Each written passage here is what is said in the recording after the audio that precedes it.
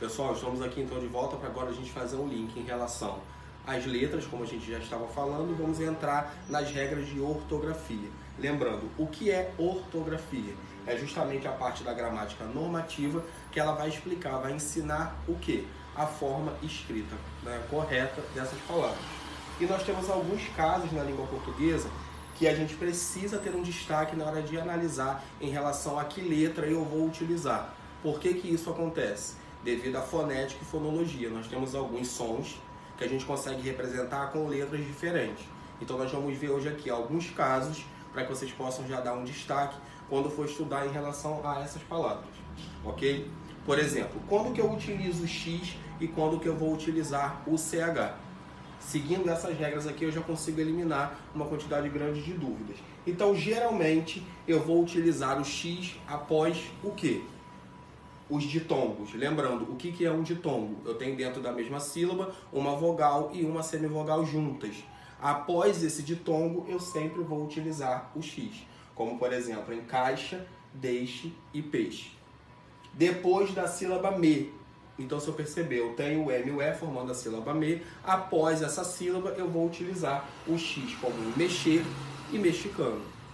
Palavras com origem indígena ou africana. Aqui a gente tem que estudar um pouquinho mais da onde vêm essas palavras, quais são as palavras que têm essa origem. Em um ou outro momento a gente pode estar vendo também isso. Mas nesse caso eu tenho aqui dois exemplos, como chavante e xingar. São palavras que eu começo a grafar com X porque são de origem indígena ou africana. Depois da sílaba inicial em, também assim como me, eu tenho enxofre e enxame. Aí vocês podem me perguntar, professor, por que então que encher é com CH e mecha também? Porque são casos específicos. Então, mesmo a gente seguindo essas regras aqui, eu vou perceber que o verbo encher e todas as palavras derivadas desse verbo eu sempre vou grafar com CH, mesmo fugindo a regra aqui de cima, como eu disse que antes da sílaba em, é um caso especial. E a palavra mecha, que vem no caso de parte do cabelo, não é isso? Uma porção de cabelo, a mecha, essa também é com CH. Não segue a regra do verbo mexer. Não é mexa do verbo mexer, e sim mecha de cabelo, ok? O uso do H. Onde eu posso utilizar essa letra? Que na maioria das vezes a gente diz que ela é um fonema zero. A gente não pronuncia, na verdade, o H em alguns casos. Então, quando que eu vou utilizar? Sempre no final de algumas interjeições. Lembrando, dentro da classe de palavra, o que é uma interjeição? É quando a gente utiliza aquela palavra para expressar um sentimento, uma ação emotiva, como a e i. Funciona como interjeição dessa maneira, a exclamação sempre marca a interjeição e eu tenho o H também no final dessa interjeição.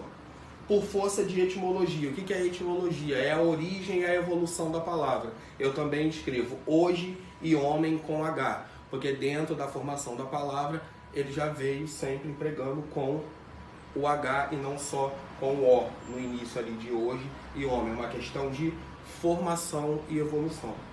Nos dígrafos, lembrando, o que são dígrafos? Tenho duas letras e essas duas letras formam o quê? Um único som.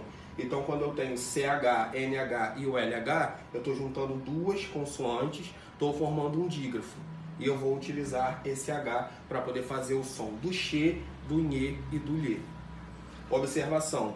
A palavra Bahia, por exemplo, eu posso ter ela grafada com H ou não. Então, a Bahia de estado é com H. Se eu tiver um acidente geográfico, uma Bahia como a Baía de Guanabara, eu vou utilizar sem o H.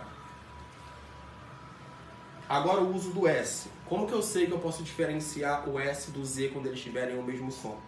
Então eu sempre vou utilizar o S quando eu tiver adjetivos terminados em oso ou osa, assim como a palavra oleoso e bondosa. Lembrando, o que é um adjetivo? São palavras que vão trazer características do substantivo.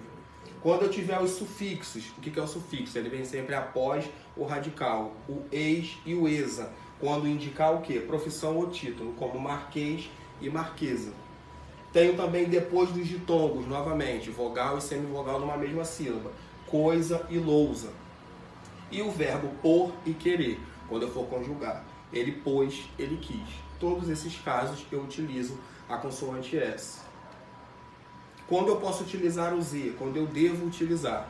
Também nos sufixos eis e esa, que formam o quê? Substantivos através de adjetivos.